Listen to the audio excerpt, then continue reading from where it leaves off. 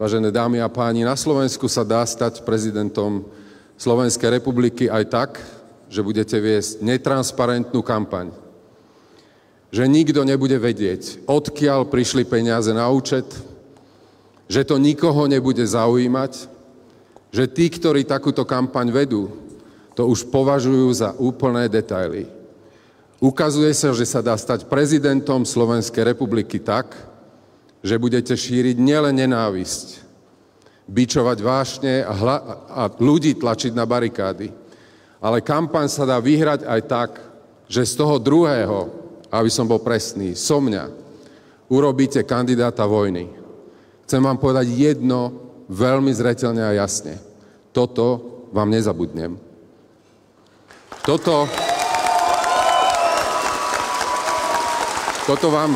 Toto vám nezabudnem nie len kvôli mojim dvom synom, ale toto vám nezabudnem kvôli občanom Slovenskej republiky, lebo zopakujem.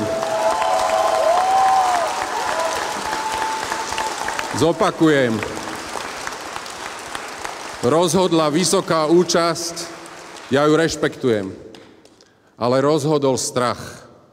A rozhodlo to, ako keby perspektívou tejto krajiny bolo šírenie strachu, nenávisti. Ten strach šírili tí, ktorí majú strach pred voličmi, sú schovaní vo svojich štátnych funkciách, boja sa výjsť na ulice. Pre mňa je najväčšia energia tá, ktorú som dostal od ľudí.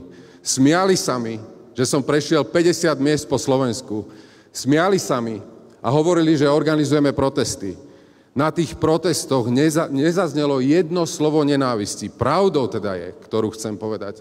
Áno, do tejto funkcie hlavy štátu sa dá dostať aj takýmto spôsobom. Opakujem, tak, že sa vytvoril o mne obraz toho, kto zavedie Slovensko do vojny. Opakujem, toto vám nezabudnem.